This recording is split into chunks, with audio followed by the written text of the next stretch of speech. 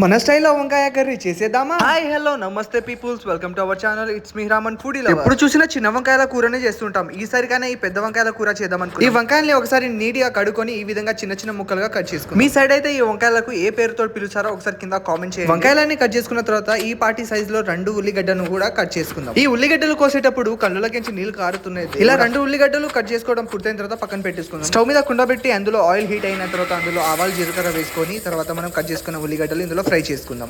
Light గా టమాటాలు వేగిన తర్వాత అందులో మనం చిన్నపాటి సైజ్ 2 టమాటాలు చిన్న చిన్న ముక్కలుగా కట్ చేసుకుని వేసుకుందాం. ఆ తర్వాత కరివేపాకు కూడా యాడ్ చేసుకుందాం. ఇందులో ఇప్పుడు మనము 2 చెంచాల సాల్ట్ వేసుకుందాం. ఇలా ముందుగానే ఉల్లిగడ్డలో సాల్ట్ వేయడం వల్ల ఉల్లిగడ్డలను చక్కగా ఉడుకుతుంది. ఆ తర్వాత మనము కట్ చేసుకున్న ఈ వంకాయల్ని ఇందులో వేసుకొని ఒకసారి బాగా కలిపేసుకుందాం. 5 నిమిషాల పాటు మూత వేసేసి పక్కన ఉంచుకుందాం. ఆ తర్వాత మనము కొత్తిమీర, 4-5 మిరపకాయలు, పిడికేడు పుదీనా, 5 నుంచి 10 దాకా కాజు పలుకులు, అల్లం వెల్లుల్లి ఈ విధంగా కొంచెం వేసుకొని వీటిని మిక్సీ పట్టేసి పక్కన పెట్టుకుందాం. ఇప్పుడు మనము ఉడుకుతున్న వంకాయలోకి పసుపు వేసుకుందాం. 1 చెంచాడు పసుపు వేసుకుంటున్నాం.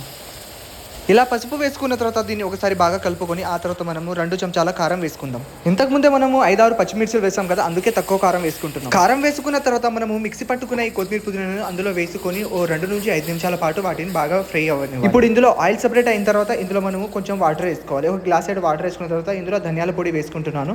ఇప్పుడు దీన్ని బాగా కలిపేసి 2-3 నిమిషాల పాటు ఉడకాలి. ఇంకేముంది, ఇలా చక్కగా ఉడికిన తర్వాత దీని మీద నుంచి మనం కొత్తిమీర చల్లుకుంటే మనకు నచ్చిన వంకాయ కర్రీ రెడీ. మీకు గనక ఈ వీడియో నచ్చినట్లయితే లైక్ చేయండి, కామెంట్ చేయండి. అండ్ ఇలాంటి వీడియోస్ కోసం మన ఛానల్ని సబ్స్క్రైబ్ చేసుకోండి.